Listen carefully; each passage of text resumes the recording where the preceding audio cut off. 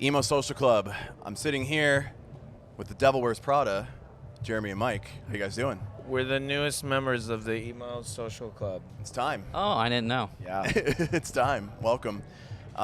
So I've been talking for a minute now about how fucking stoked I am just to sit across from you guys and talk to you guys, because I remember, to be honest, like I saw you guys on tour, and that was what really changed like my mind. I think it was Sounds of the Underground. Oh my opening God. with like Every Time I Die and Guar, Shadows Fall. Yeah, and I was like, Was that Congress Theater? it was at Congress Theater, Sick. which is Milwaukee, yeah, completely man. shut down. Yeah.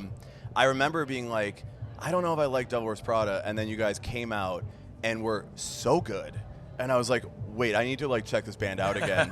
And then Plagues came out, and I think for the past 20 years, I listened to Plagues in between every other record I listened to.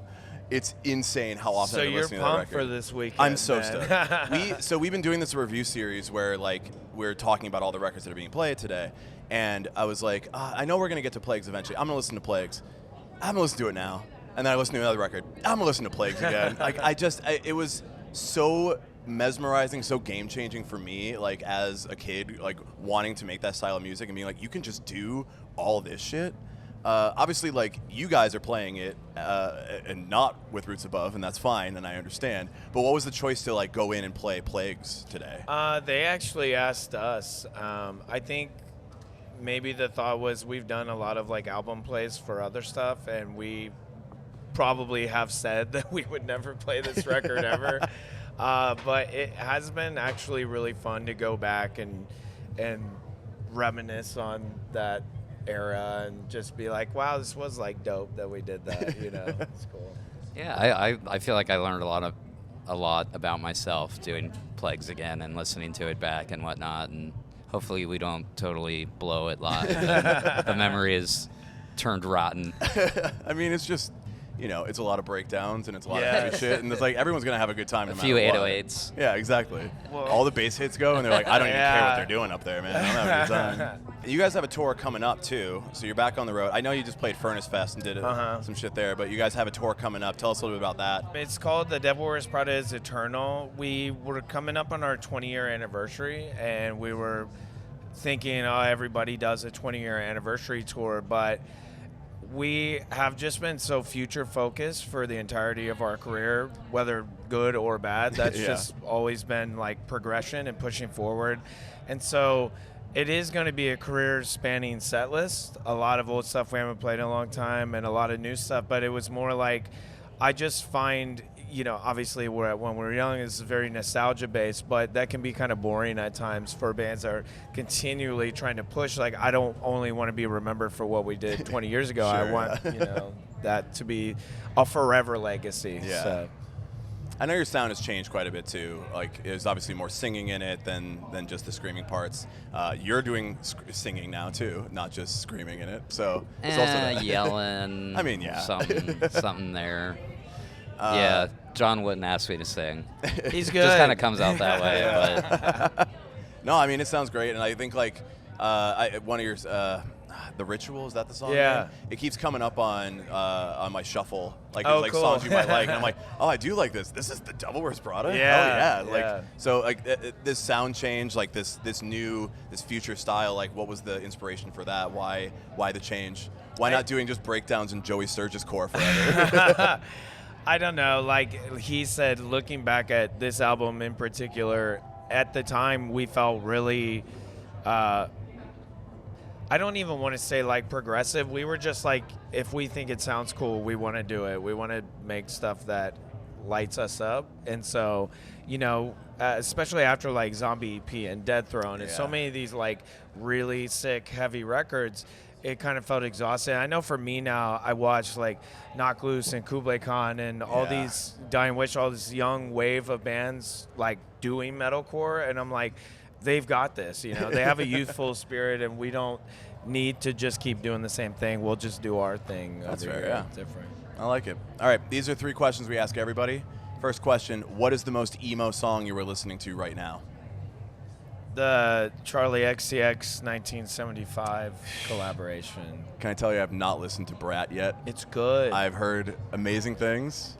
I gotta listen to it. It's good. It's my flight home, I guess. emo. Every time we ask this question, somebody says Charlie or Chapel Roan, so you could say it. No, I don't know. I listen to some really emotional, like, kind of post-metal stuff, yelly stuff. I kind of think of that, but I don't think it would ever. I think they'd be very offended to mention it in emo. But I don't know. I think of like bands like kind of like Envy and whatnot, like that shit. I definitely get into, and being like the early screamo, early 2000s and whatnot. There's a fair amount of those in my vinyl collection. So spinning stuff like that for sure. Yeah. It's rarely ever an actual emo song. It's like, yeah, I'm listening to this, and it's like, well, I hope they know they're emo now. Second question: what do you think is the legacy of Plagues, of this record, of the Devil Wears Prada in the scene? What would you describe your legacy as? It's funny you said it's 3 questions you're asking everyone, and I hope you ask everyone about I'm asking Plagues. Like, what do you think is the legacy of Plagues specifically? They're like, what the hell is that? If I was asked that question, I'd be like, let me tell you, man, that changed some shit. I think to me it's just like a cultural explosion of stuff that we were all into at the time. Like, you know, we just felt like these were the types of bands that we liked, and the more we toured around the country, the more this entire scene kind of grew up out of all of us doing that stuff. So I think it's like it's doing it for the right reasons, not really seeking like fame or money or notoriety, but just saying like, I like playing breakdowns and people moshing and going to shows and having fun is the legacy, I guess. Yeah, I think like Plagues was recorded in a garage, like without a bathroom. Like we just ate like Quiznos subs in Connorsville, Indiana. So it's like we were just doing like, I was doing some email or whatever about Plagues, and it's like I just thought everyone was doing this. You know, it was like oh, look at the like these. What Under Oath does with these chords, and like Still Remains has all these synths over breakdowns, and it was like, wow, that's cool. And like My Chem, and it's like, oh, you just put it all together, we'll do that. And we did, and I just kind of thought everyone was doing that, but it turns out it was kind of just us at one point or something, and we put out. No one thought to make an abomination that combines so many genres into one thing. All right, third question. Dream tour. Who would you tour with if you could tour with anybody? I know you got Silent Planet and a couple bands coming up on this tour, but who is like your dream tour that you could tour with for now, I guess? I think for me, it would just be friends. You know, we went to the Day to Remember show. He was at the Silverstein show. I was at the Not Glue show. Hanging out with friends makes living out of a suitcase, which is a very bad lifestyle, more tolerable. So I don't even really care about bands and the music that's there so much as like good hangs, I guess. I'd say My Chem. Like, that's the right answer, probably. Emo Social Club. Dude, what's funny is I had this Zoom interview like a year ago, and I tapped the link on my laptop to get into it, and the dude was already doing an interview, and it was with Frank. Wow. And I thought he was the other host, and I didn't put 2 and 2 together, so I like thanked him as if he was the interviewer. Oh my god. Like did I accidentally big dick like the guitar player of My Chem? Holy shit. That's so maybe if we tour with him, I can apologize. Yeah. Exactly.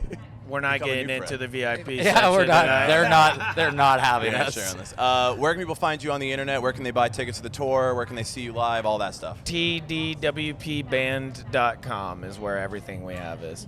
Hell yeah. This is amazing. Thank you so much. I got to finally sit across from Devil Wears Prada. Thank you guys so fucking much for being on the podcast. Thank you. Thank you. Thanks for having us.